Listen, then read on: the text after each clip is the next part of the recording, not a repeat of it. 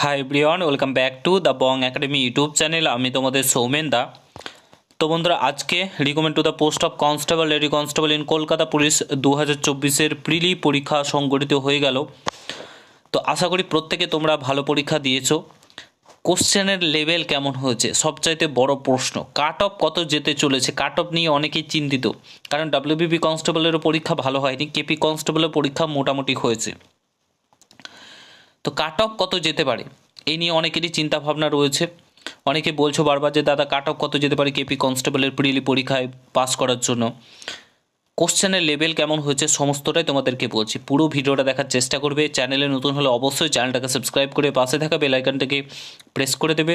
যখনই আমি নতুন ভিডিও আপলোড করবো তার নোটিফিকেশান সর্বপ্রথম পেতে হতে অবশ্যই চ্যানেলটাকে সাবস্ক্রাইব করে দেবে। তো বন্ধুরা, first of all cut off বলতে গেলে আমরা যে বিষয়গুলো মাথায় রাখতে হবে সেটা হচ্ছে প্রথমত তোমাদের ভ্যাকান্সি, শূন্যপদের সংখ্যা, কতজন ক্যান্ডিডেট পরীক্ষা দিয়েছে, পরীক্ষাতে বসেছে। যতদূর খবর পেয়েছি বিভিন্ন জন ক্যান্ডিডেটের কাছ থেকে 50% রেশিও, অর্থাৎ 100 জনের মধ্যে 50 জন উপস্থিত ছিল, 50 জন উপস্থিত ছিল না। 50% রেশিওতে তোমাদের মোটামুটি ধরে রাখতে পারো 4 লাখ মতো পরীক্ষার্থী পরীক্ষা দিয়েছে। তোমাদের মোটামুটি আমি 50% রেশিও হিসাবে ধরলাম, 4 লাখ ধরে রাখতে পারো, যেহেতু 7,24,000 সামথিং তোমাদের পরীক্ষার্থী ছিল সব মিলিয়ে। ওই মোটামুটি 50% রেশিও হলে 4 লাখ 3.5 লাখ এরকম পরীক্ষার্থী পরীক্ষা দিয়েছে। এবার আসছি কোশ্চেনের লেভেল। কোশ্চেনের লেভেল অনেক জায়গায় অনেক রকম কথা বলছে, কেউ বলছে মডারেট, কেউ বলছে হার্ড।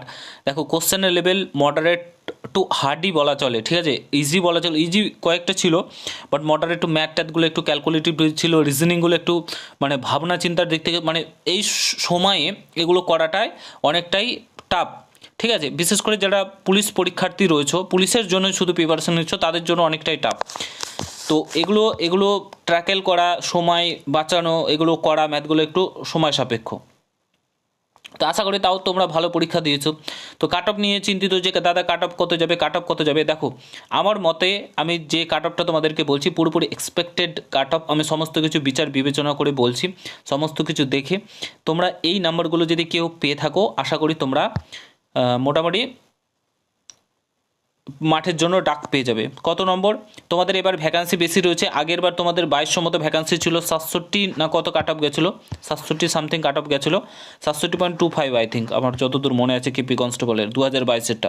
তখন 2200 ভ্যাকান্সি ছিল। এবার কিন্তু তোমাদের 4000-এর কাছাকাছি শূন্যপদ রয়েছে, ঠিক আছে। 4000-এর কাছাকাছি 3700 না 800 সামথিং রয়েছে।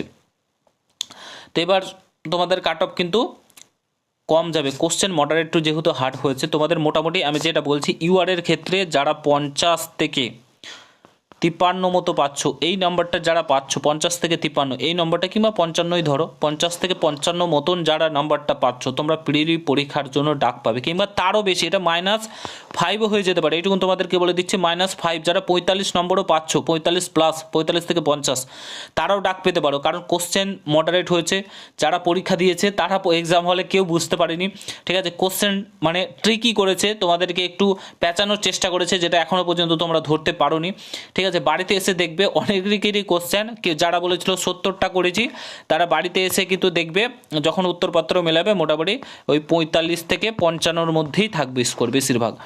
তো এবার কতক্ষণ ক্যান্ডিডেট ডাকছে সেটা হচ্ছে ডিপেন্ড করছে। তো 50 থেকে 55 যাদের স্কোর, কিংবা 45 থেকে 50, মোটামুটি তোমরা ইউআরের ক্ষেত্রে বলছি, বাদবাকি তোমরা এই হিসাবে ধরে নাও, মোটামুটি কিন্তু তোমরা ডাক পেয়ে যাবে কেপি কনস্টেবলের মাঠের জন্য, ঠিক আছে। আশা করি সমস্তটাই তোমাদেরকে বলে দিতে পারলাম, বোঝাতে পারলাম। এবং মাঠের জন্য প্রিপারেশান নাও। ভিডিওটা ভালো লাগলে শেয়ার করো, কোনো কিছু জানা থাকলে কমেন্ট বক্সে জানাতে ভুলবে না। দেখা হচ্ছে অন্য কোনো ভিডিওতে। ভালো থেকো, সুস্থ থেকো, গুড বাই, জয় হিন্দ, বন্দে মাতরম।